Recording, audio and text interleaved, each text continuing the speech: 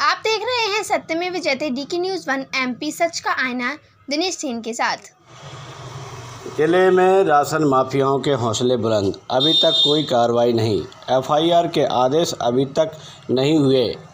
अशोकनगर जिले के राशन माफियाओं के हौसले बुलंद दिखाई दे रहे हैं।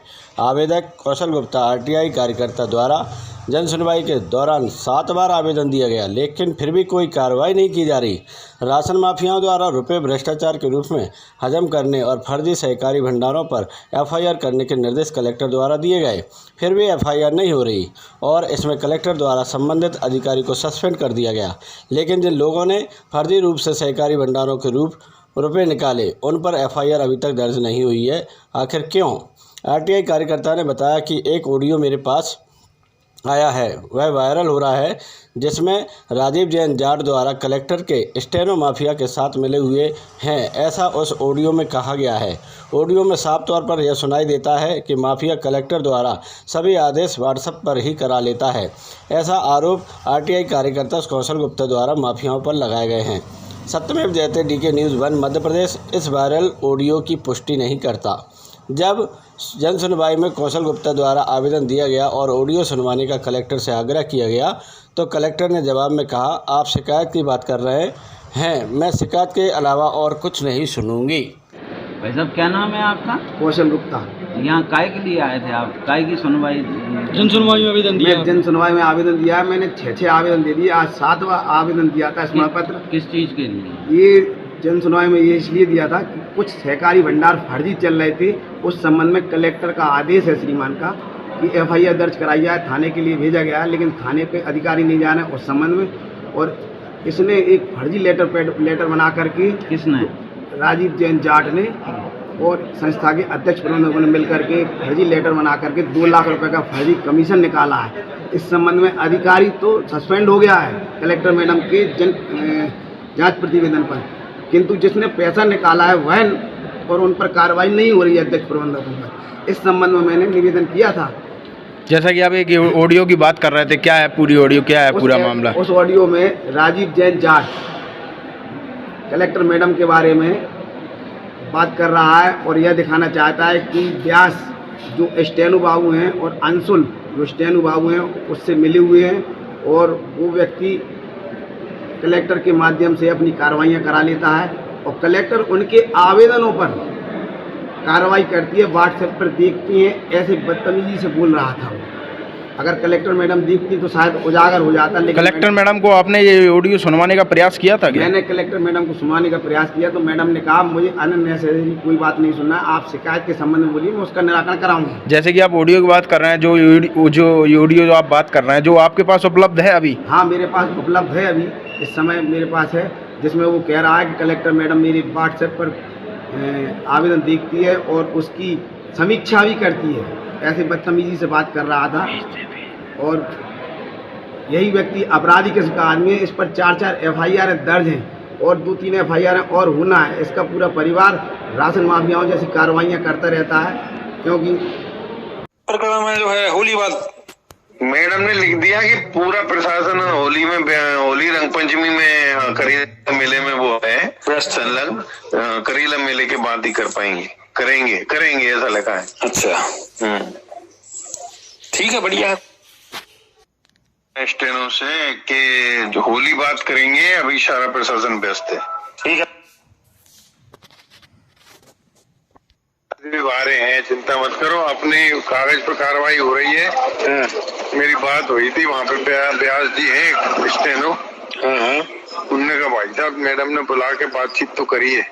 अच्छा, हाँ, पूरा मुझे बताओ किस प्रतिवेदन में वो चल रहा है। वो व्हाट्सएप पे मेरी कई व्हाट्सएप पे कार्रवाई कर चुकी कई मामले में। आप तो पूरा उसका वो समीक्षा करती है, वो 2-4 दिन लगते वहाँ में। आप तो भाई साहब फिर कर देती है तड़ाक। तो मैडम से बात कर और बाहर चले गए थे, मिले नहीं, मिल लेंगे या तो वो तुम्हें रिजल्ट मिल जाएंगे जब भी मिले। भाई साहब 2 ही आवेदन भाई साहब बहुत अच्छे इन पे कार्रवाई आप चाहो तो फोन नंबर डाले, मैंने एड्रेस डाले, नाम डाले, सब डाले भाई साहब। भाई के नाम से कर देता हूँ, तो कार्रवाई हो जाएगी, बस थोड़ी भी पूछ जा रही है। ठीक है, वो ही सही है, फरियाद ही है कि नहीं? हाँ, खड़ा हो जाएगा वहाँ सरकार में दम लगाने, अरे साहब जी तो मैं ही हूँ, जी नहीं मैं ही हूँ। एक हमारे गोपीलाल जी विधायक थे, तो वहाँ उनने 2 3 4 6 8 चमचे पाल रखे थे, ऐसे ही जैसे जाने पाल रखे हैं अभी वर्तमान में ये डल्लू पल्लू को।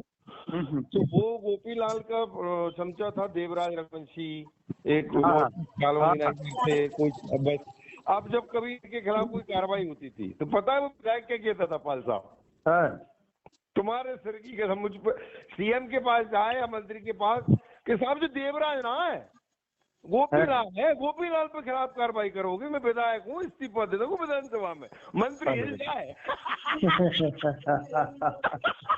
मेरी बात अरे गजब यार। और दूसरे लोगों को कोई काम हो तो यही विधायक के, अरे मतलब कि ऐसे काम होते हैं क्या, ईमानदारी से काम करिए, मंत्री विधायक इसी के लिए है क्या।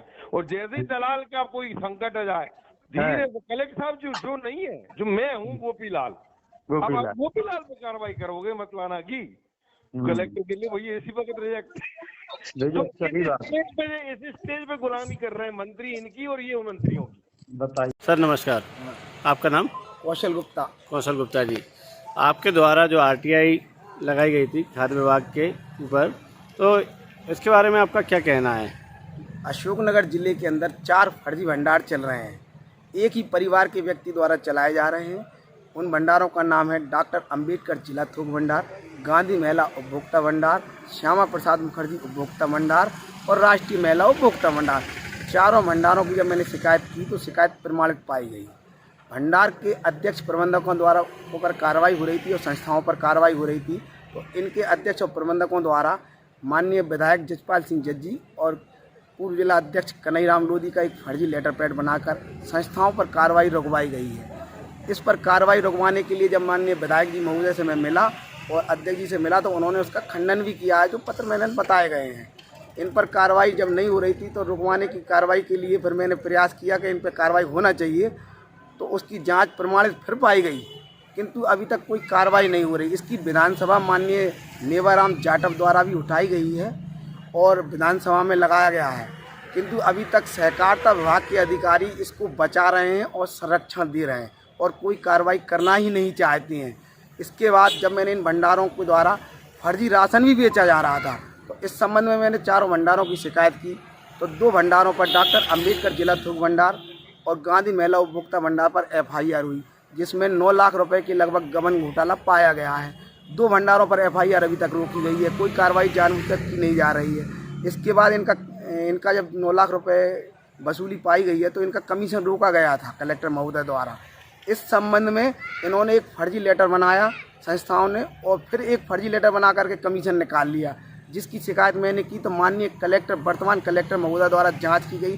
जांच में शिकायत प्रमाणित पाई गई कि संस्था के अध्यक्ष प्रबंधक और जिला नागरिक आपूर्ति निगम के प्रबंधक द्वारा जानबूझकर कलेक्टर के आदेश की अवहेलना की गई है और कमीशन राशि फर्जी लेटर से निकलवाई गई है। फिर भी इन पर कोई कार्रवाई नहीं हो रही है। मैंने लेटर दिया है आवेदन और पुलिस में और कलेक्टर महोदय को दिया था, किंतु अभी तक इस पर कोई कार्रवाई नहीं कर रहे। तो ये जो आरोपी हैं इनका क्या नाम है? ये राजीव जैन जाट करके है और दीपा साहू, सौरभ रघुवंशी, सोनू साहू, ऐसे कई संस्था के अध्यक्ष और प्रबंधक लोग हैं। अच्छा, तो ये कहाँ से ये सब अशोकनगर जिले के ही हैं और फर्जी सदस्य बने हुए फर्जी कार्य करते रहते हैं। फर्जी कार्य करते रहे। इन पे FIR भी दर्ज हो चुकी है? हाँ, इन पे FIR दर्ज हो चुकी है और ये फर्जी कार्य अभी भी कर रहे हैं और कमीशन निकाल रहे हैं, जबकि इनका कमीशन रोका गया है। तो क्या ये कैसे निकाल रहे हैं? ये फर्जी लेटर जारी कर करके बनाते